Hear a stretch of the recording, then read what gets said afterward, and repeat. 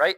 The backswing really sets the stage for the rest of the downswing. If you're a player who has a really bad takeaway, let's just call way inside bad. I know there's awesome players that do this, totally fine. But for the recreational golfer, I think we could all agree, this probably isn't how we would want to start our backswing, right? Well, at this position here, number one, the golf club is very, very flat.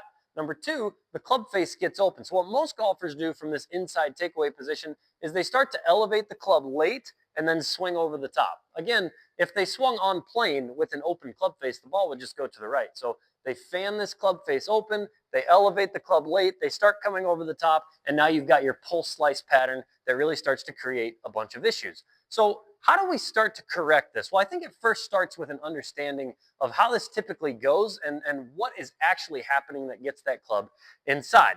So here's the typical process I will see if someone tells a beginner, oh my goodness, your takeaway is just way too inside. You need to take it more straight back. Here's immediately what the beginner will tend to do. They'll set up to the golf ball and they'll say, oh, you mean more straight back like this? Okay, so what actually just happened there? Well, the golfer was still taking the club to the inside with some forearm rotation, but instead they did that move and then just shoved their arms way out away from them. And then they say, well, is that right? The club head is over my hands. No, that's not right. That's not necessarily what we want. If we start doing that, now we've lost the connection between our lead arm and our chest, and we've built in no hand depth. So depth would be the amount variables moved behind me. Height would be vertically. So now as I disconnect this lead arm and roll these forearms, here we go, up to the top, I've got no depth and I'm doomed. I'm probably going to come over the top again, or I will search for depth way late in my swing and potentially start to steepen the club. There's a lot of stuff that can happen there. So we really need to understand what is happening and what can we do to start to correct it. So the first thing we have to understand is there's a difference between the path the hands travel on and the path the club head travels on. So when most golfers start taking the club to the inside, it looks something like this. Again, the shaft is flat, the face is open, but my hands are actually in a relatively good spot. All we need to do from here is talk about how forearm rotation can change where the club head is in space. So forearm rotation is really the movement of the forearm in this fashion. Okay, so you could pin your elbow to your side, lock your wrist in. I'm not talking about bending the wrist. I'm simply talking about rotating the forearm. So this would be supination. This would be pronation. If you want to remember that, you can just think bowl of soup. If you're holding a bowl of soup, both arms are moving into supination. So if we were to just talk about that for a second, essentially what's happening is the trail arm is supinating or getting in the process of holding that bowl of soup too much too soon. If you were to simply keep the hands in their same position, but then instead of supinating that trail arm, just feel like you pronate that trail arm a little bit more, what you're going to see is that club head is going to get a little bit more in line with the hands and the face is going to be much less closed. There was no need at all to disconnect the arm from the chest to get this to happen. In fact, I love seeing the player work the hand path in with a nice neutral hand path on the takeaway, but keeping that right palm down or keeping that right thumb pointing towards the face on camera or towards the wall here is a really nice way to start to get rid of some of that inside takeaway that we tend to see from amateur golfers. So how can we start to practice this? How do we know if we're taking the club back with forearm rotation or if we're disconnecting our arms in the takeaway? Well, I've got a simple drill here that's going to actually help you achieve both in the proper fashion. So the first step is to take an alignment stick and put it on the lead side of the club. Now, the only unfortunate part about this drill is it's kind of weird to hold your grip with an alignment stick in there.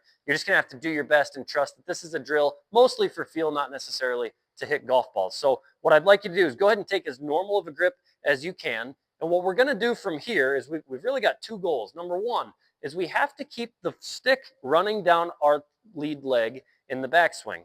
If we let this stick become disconnected, two things can happen. Number one, we may start rolling that club head to the inside. Again, that's that supination with that trail arm, that bowl of soup with that trail arm kicking in there. That's going to get that club head inside. So you can see at this position here, that alignment stick is nowhere near my lead leg. However, if I start working that alignment stick down my lead leg, you can see that that club head is going to be a little bit more in line with the hands. And you can see my trail thumb, my right thumb, is still pointed out in this fashion. When you start supinating that trail arm, again, the stick comes disconnected and the thumb starts to point more up or even behind the player. That's the move we really want to try and avoid. Now, you could cheat this drill and move your hands out away from you and keep the stick connected to your leg. We don't want to do that either. Remember, we don't want to lose all this hand depth. We don't want to disconnect the lead arm and get it moving out away from us. Instead, we want to try and stay as connected as we can. So here's what I'd like you to do. Again, this is kind of part 2 of the drill. So we're going to go ahead and take that lead hand grip, and I want you to tuck your shirt right in with your lead arm right here. So I'm trying to build a pressure point between my arm and my pec right here that I'm going to try and maintain in the backswing. Now, if I let go of that pressure point, you're going to see that that arm is going to want to work out. The hands are going to move away, and that starts that process of wanting to roll those forearms. Again, that supination with the trail arm. So the idea here is we are going to keep that pressure point. We're going to keep that shirt tucked right under the armpit here, and we are going to work the club down the lead leg while trying to maintain that connection. That's going to help us get those hands to work on a nice inward path that allows the club to work up without getting too far behind us into a beautiful takeaway position with not too much of that supination of that trail arm, more staying a little bit neutral, even pronated a little bit. So now we've got a nice neutral takeaway where the hand path's working in, and we have the club head a little bit more in line with the hands, and the club face isn't so open. Again, we don't want to disconnect or drop either of these. The head cover drops, we know our arms moved out, so instead we're going to keep that pressure point nice and tight, load up to the top of the backswing, trying to keep those pressure points intact. So again, the only disclaimer on this drill is please be careful. If you do hit some shots, you're really gonna have to feel some nice rotation and your hand staying ahead of the golf ball. Otherwise, this stick will hit you. So I really like this for backswing practice. I don't necessarily love it for actually hitting golf balls. So if you are gonna do this drill, please be careful. So if you're able to get out and try this drill, please leave a comment. Let me know how it went. If you liked today's video, do me a favor. Go ahead and hit that like button and subscribe. We'll be posting more long form content in the future. And as always, I'm available for online lessons. Please hit the link in the description if you're interested in those. We'll take your game to another level and help you reach your golfing potential.